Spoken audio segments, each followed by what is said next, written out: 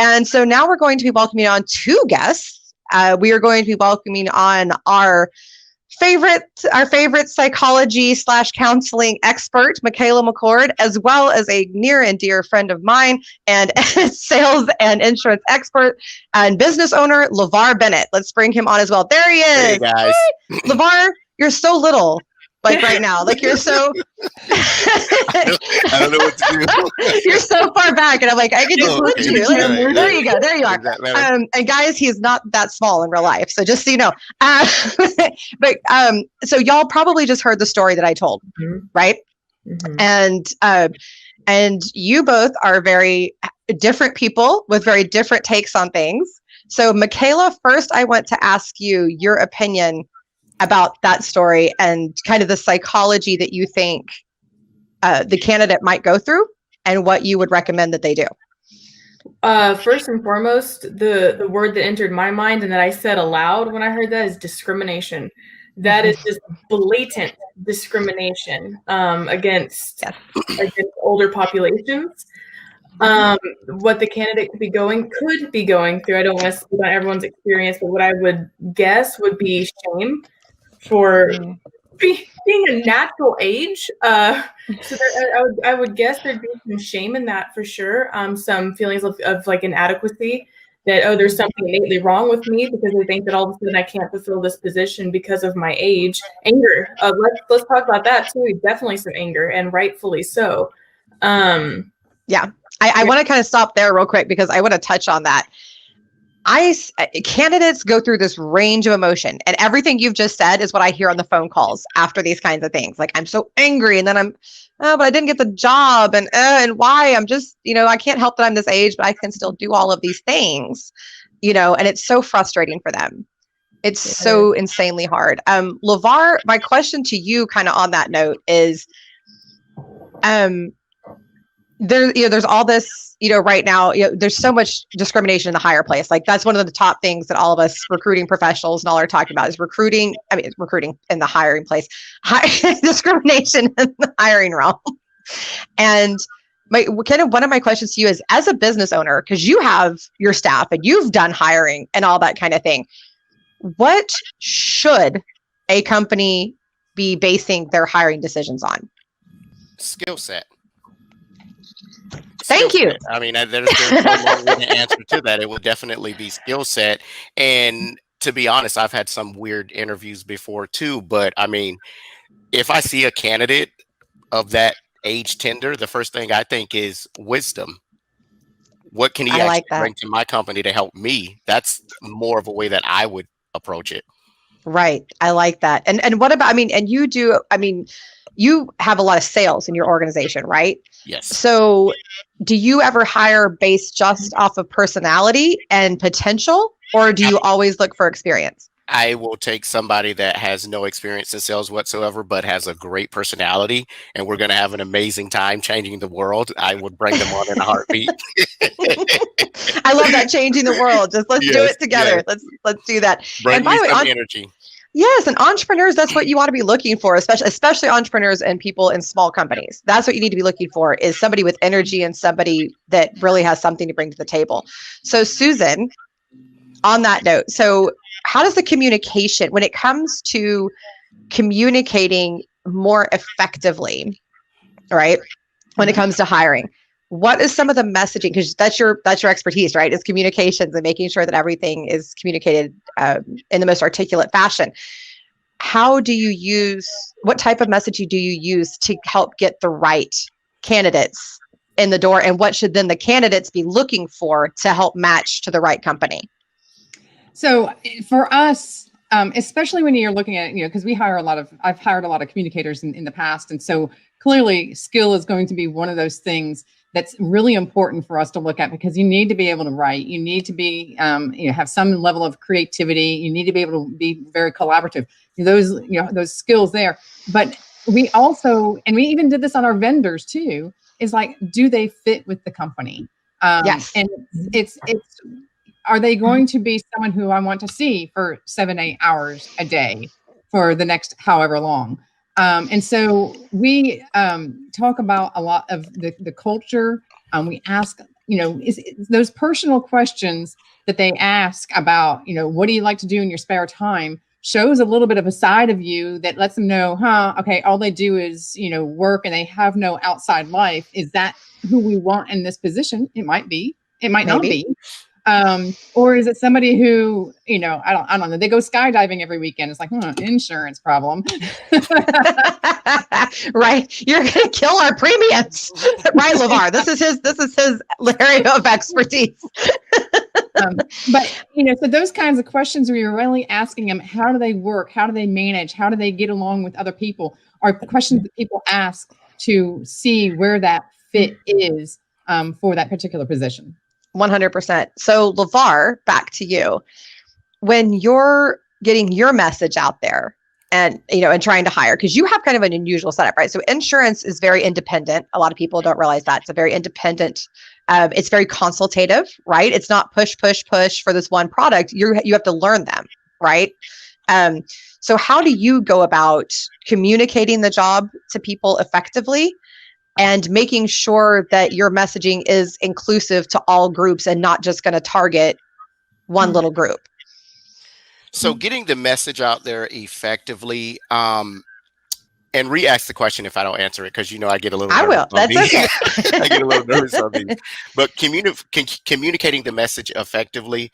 When I'm going through the hiring process, I like to listen to the person communicate to me about themselves. And if they can effectively communicate to me about themselves, then I know that they'll be able to communicate the insurance message as well as the message that my company will put out there effectively to our potential clients. Right. So what I'm hearing is it's more, and this is something we preach on the show, by the way, it's more important that you be able to communicate yourself effectively than necessarily how is the answer right or wrong. It's more, Correct. How are you communicating? Correct. Right. And I think that's true. And it's not just sales guys. That's going to be true for a lot of positions. It's how you actually respond and how you actually get that out there. So Michaela, I was asked a question yesterday on this exact topic. Thank you, Lavar. That was a perfect lead in. I was asked a question yesterday on a group that I spoke to about how to portray your value, how to get to know your own personal value. Right. So what are your tips on the get to know your own value so that then you can portray it to the potential employer? How do you do that? Let's hear your takes. You were tugging on my heartstrings, and I think you did that. This is a very important topic to me because I'm extremely passionate about this topic.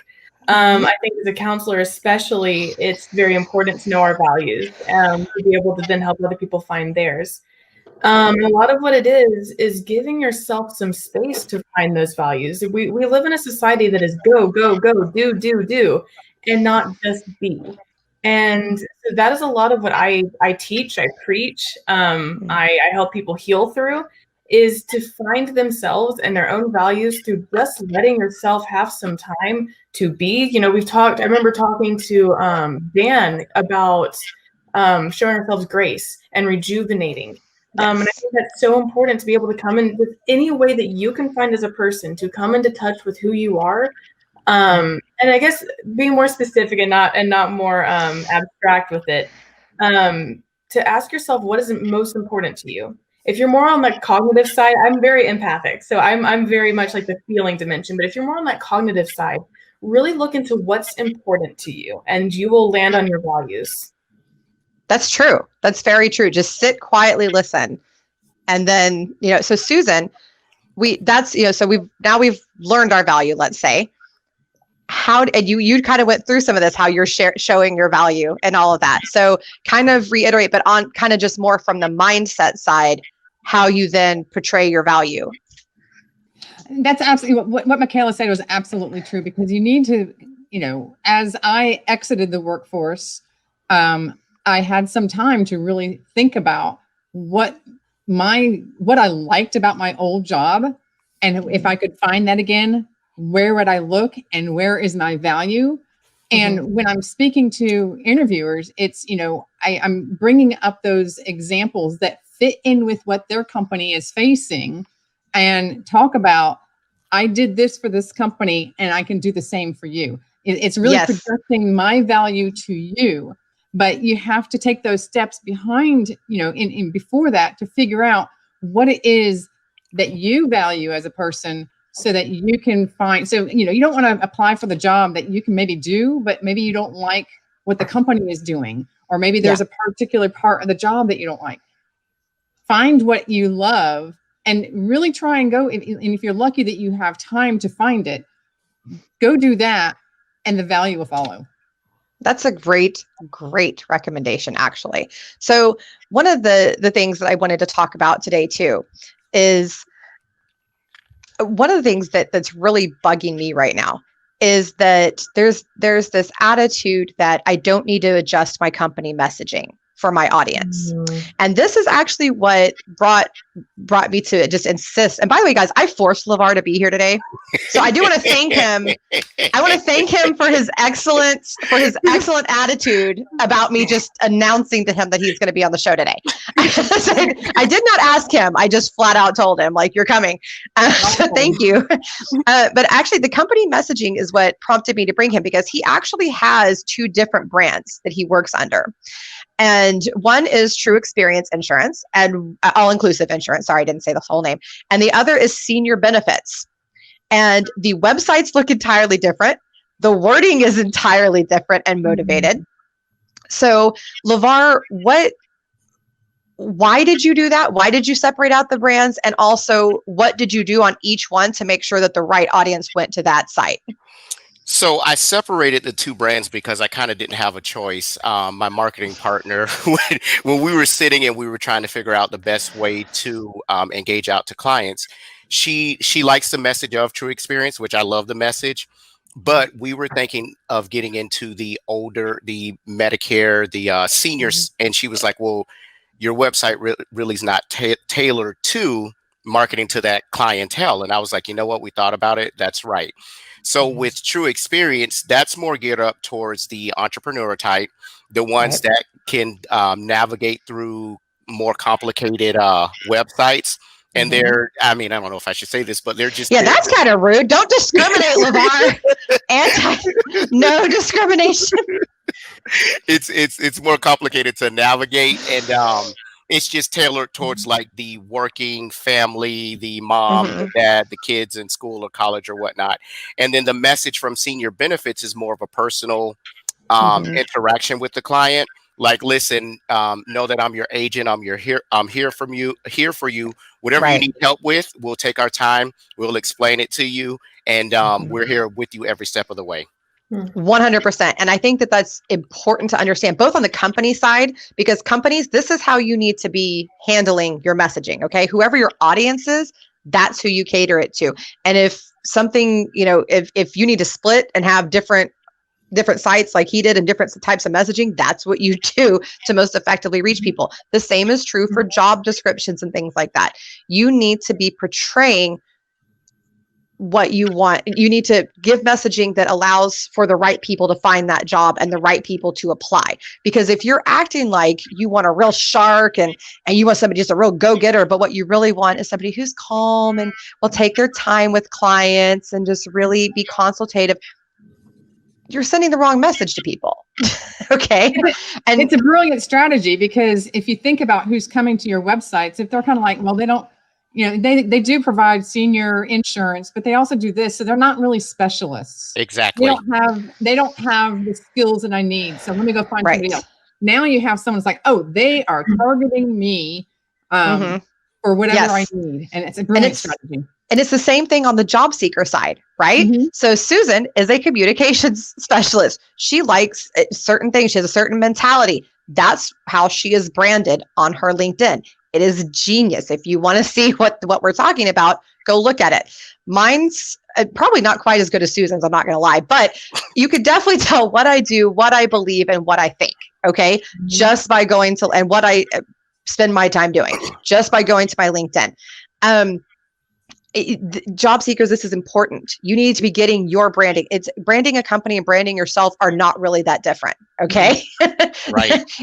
Right. It's essentially the same thing, right? And I'll say something too, like, I'm sorry, Yeah. but like you even said to me when we were working on our website or whatnot, when people visit my website, they always say the true experience one, that's a true reflection of you. Going through your website, it is a true reflection of you. So whoever did your website did an amazing job.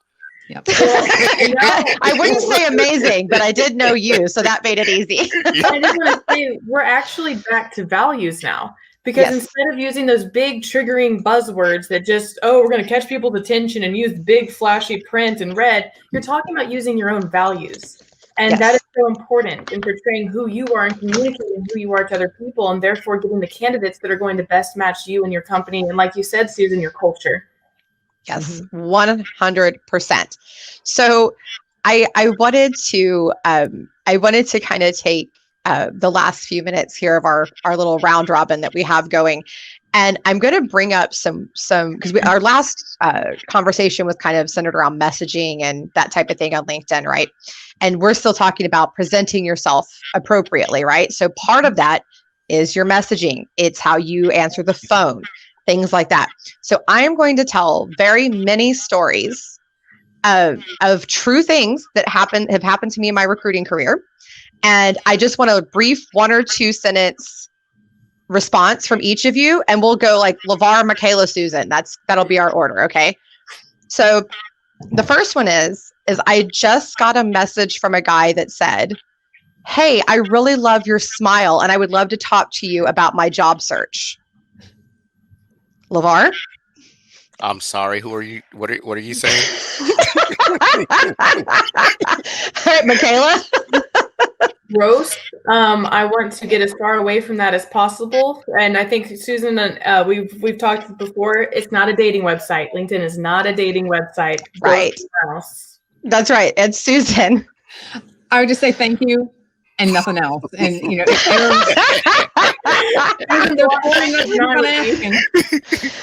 my actual response in real life was, well, that was dumb in my head. And on LinkedIn, I said, this was not an appropriate communication. And I just blocked them. So that's what happened. So that's number one. Number 2, this is a phone call. So I call, ring, ring, ring, ring. Yeah. Hi, this is Catherine calling from Titan Management, calling about your interview for such and such position. Uh-huh. Lavar, your response. I'm pretty sure I have the wrong number. I should have gone with that. Next time, that's my response. Michaela? That's pretty much what was in my head too. Just I just got an email. This position has been filled. Never mind. Yeah, click. Susan. Is this my sister Ellen? That's how she answers her phone when I call her. So what I actually said was, "Oh, I'm sorry, this must not be a good time for you." Yeah, that's what I said. And then I got, "Are you discriminating against me?" No, you answered the phone curtly. So I'm trying to, we ended up deciding that the position was not going to be a good fit. So, so then the next one, this one really got me. I sent a connection request. The person connected. "I'm so excited to meet you. Oh my gosh, I just loved your post about this. And I just love the outfits that you wear. And I just think this is so great." Just like all the exclamation and half of it in bold. Lavar. Relax. That, Michaela. So are we just so I know, are we saying like what our thoughts are about it, or how we would respond? Either. The reason I'm laughing is because when you first started talking about it, I'm like, that's me inside. Like that's how I would. I know. I'm so excited, and I've had to learn to calm down because professionalism is key. Professionalism, yes. So Susan. Again, thank you. And just leave it at that, because if they really want to do something more, leave it in their court. Guys, I am excited to connect with you. I am excited to help you. but don't seem thirsty. Okay. Don't be thirsty. Don't be desperate. All right. Calm it down. So, and by the way, guys, so we're going to wrap up here with these wonderful human beings. Connect to all of them. If you have insurance need, Lavar is actually one of our preferred vendors. You can go to careerlaunch2020.com and see our preferred vendors. Andy is there as well, our last guest. Connect with them on LinkedIn. Connect with them on their Facebook groups. Connect with them on their websites. These people are terrific human beings. They will always help you out. So again, connect with Lavar, Michaela, and Susan,